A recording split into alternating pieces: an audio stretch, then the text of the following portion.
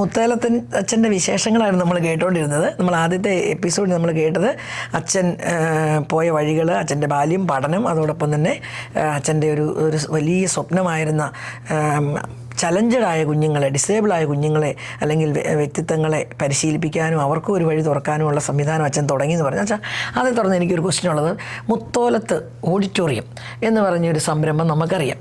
അതിൻ്റെ പ്രവർത്തനങ്ങൾ എന്താണ്? അല്ലെ, അച്ഛൻ എന്തിനു വേണ്ടിയാണ് അങ്ങനെ ഒരു സംവിധാനം ചെയ്തത്? ഇവിടെ ഡിസേബിൾഡ് കുട്ടികൾക്ക് വേണ്ടി സോഷ്യൽ സർവീസിൻ്റെ ഒരു പ്രോഗ്രാമാണ് നടത്തിക്കൊണ്ടിരുന്നത്.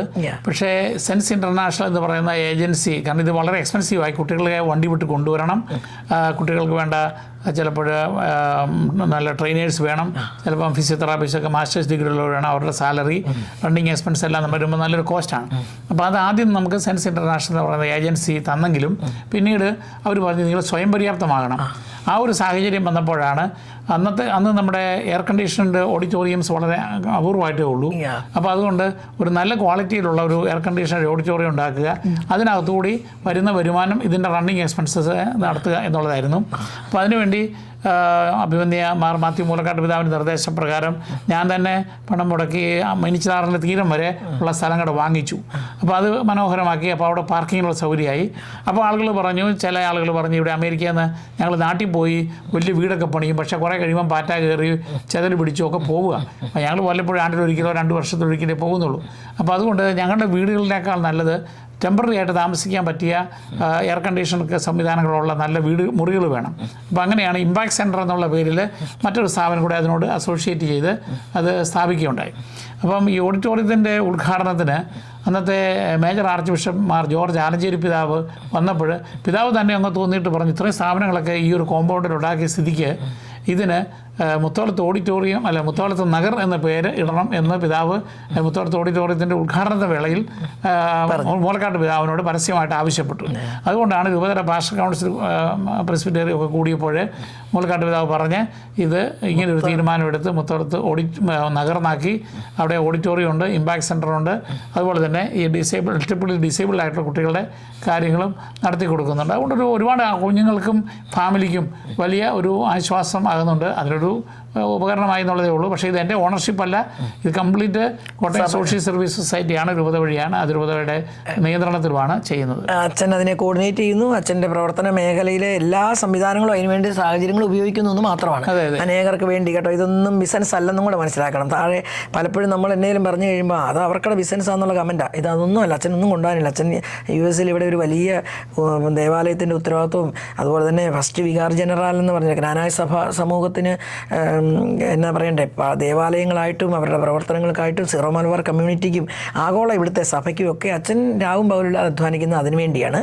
എന്നാൽ ഇത് നമ്മുടെ നാടിന് വേണ്ടി അച്ഛൻ കരുതിയതാണ്, അച്ഛൻ്റെ സ്നേഹമാണ്. അത് സഭയും പല സംഘടനകളും സംവിധാനവും എല്ലാം ചേർന്ന് അതിനെ വളർത്തുന്നു എന്നുള്ളതാണ് അഭിമാനത്തോടെ അവർക്ക്. അച്ഛൻ നമുക്ക് തിരിച്ച് ഇതിനകത്ത് ചില ആളുകൾക്കൊരു വിചാരം ഉണ്ടാകാം ഞാനിതിനു വേണ്ടിയുള്ള പിരിവെടുത്തിട്ടാണോ, അങ്ങനെയൊന്നുമല്ല. ഞാൻ ചെയ്യുന്നത് ആശുപത്രിയിൽ ജോലി ചെയ്യുമായിരുന്നു ചാപ്ലൈനായിട്ട്. ഇപ്പോൾ ഒരു 3 വർഷം മുമ്പ് വരെ ഞാനൊരു 20 വർഷത്തിലകം ആശുപത്രി ചാപ്ലൈനായിട്ട്, ഹോസ്പിറ്റൽ ചാപ്ലൈനായിട്ട് അതിനുള്ള കോഴ്സൊക്കെ എടുത്തതാണ്. ചാപ്ലൈൻസി കോഴ്സ് എടുത്ത് ചാപ്ലൈനായിട്ട് ഫുൾ ടൈം ജോലി ചെയ്യും, അതേസമയത്ത് പള്ളിയിലും സെർവ് ചെയ്യും. അപ്പോൾ അങ്ങനെ കിട്ടുന്ന വരുമാനമാണ് ഇതിന് ഉപയോഗിക്കുന്നത്. അല്ലാതെ ഞാൻ ഒരിക്കലും ആരോടും പൈസ ചോദിച്ചോ അല്ല ഒന്നുമല്ല. പക്ഷേ ആളുകൾ എന്തെങ്കിലുമൊക്കെ വീടുകൾ വെഞ്ചരിക്കാൻ പോകുമ്പോഴും വണ്ടി വെഞ്ചരിക്കാൻ പോകുമ്പോഴൊക്കെ തരുന്ന പൈസ, കുർബാനപ്പണം, അങ്ങനെയുള്ളതെല്ലാമാണ് ഇതിനു വേണ്ടിയിട്ട് ഇൻവെസ്റ്റ് ചെയ്യുന്നത്. എൻ്റെ അച്ഛാ, ഒത്തിരി അഭിമാനമാണ് അത് കേൾക്കാൻ. കാരണം വേണമെങ്കിൽ കുർബാനയും കൂദാശകളും ഒക്കെ കഴിഞ്ഞിട്ട് അച്ഛനെ സുഖമായിട്ട് റെസ്റ്റ് എടുക്കാം. പക്ഷേ അതിനപ്പുറത്തേക്ക് പോയി ഒരു ജോലി ചെയ്യുകയാണ് ഇവിടെ. അമേരിക്കയിൽ എന്ത് ജോലി ചെയ്താലും പൈസയുണ്ട്.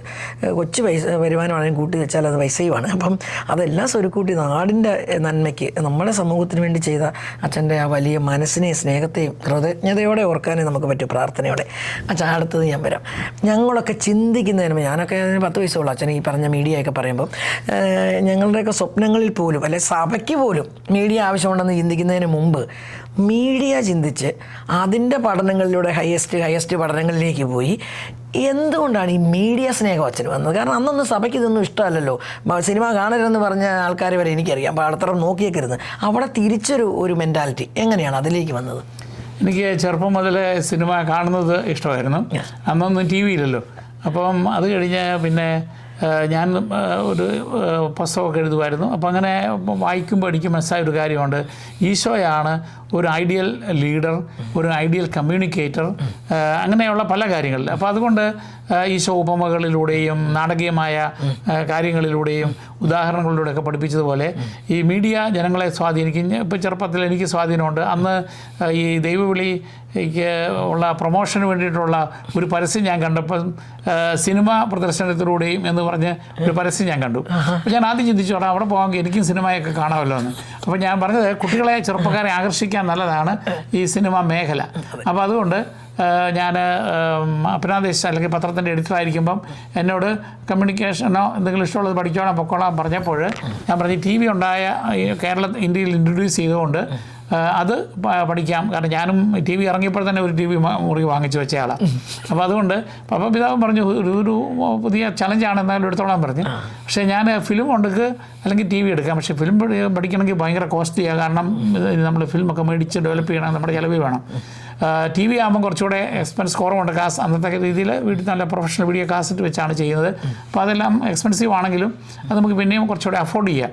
അപ്പോൾ അതുകൊണ്ടാണ്. അപ്പോൾ അന്നേരം നമ്മൾ സംവിധാനം, തിരക്കഥാരചന, ലൈറ്റിങ്, പിന്നെ സ്ക്രീൻ പ്ലേ റൈറ്റിങ്, എഡിറ്റിങ്, ഇതെല്ലാം പണിയും നമ്മൾ പഠിക്കണം.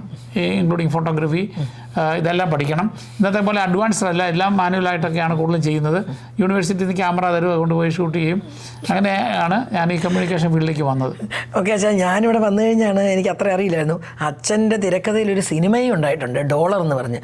അതായത് അമേരിക്കയെ ബേസ് ചെയ്തുള്ള, ഞാൻ അതിൻ്റെ പുസ്തകമൊക്കെ അച്ഛൻ എഴുതി വായിക്കുകയായിരുന്നു. അപ്പോൾ ആ സിനിമ ചെയ്ത് ബിഗ് സ്ക്രീനിൽ എനിക്ക് അച്ഛൻ പറഞ്ഞിടത്തോട് ഞാനും യോജിക്കുകയാണ്. നമ്മുടെ പിള്ളേർ, യൂത്ത്, തീർച്ചയായിട്ടും അവർക്ക് മൂവി ഇഷ്ടമാണ്, നല്ല പാട്ടുകൾ ഇഷ്ടമാണ്. അതായത് ഒരു സീന്, നമ്മളിപ്പോൾ പാഷൻ ഓഫ് ക്രൈസ്റ്റിൻ്റെ ഒരു സീൻ നമ്മുടെ ഹൃദയത്തിൽ നിന്ന് പോകില്ല. അതേസമയം പ്രസംഗിക്കുന്നത് കേൾക്കുന്നേക്കാളും ഈ വിഷ്വൽ നമ്മളെ അട്രാക്റ്റും ചെയ്യും.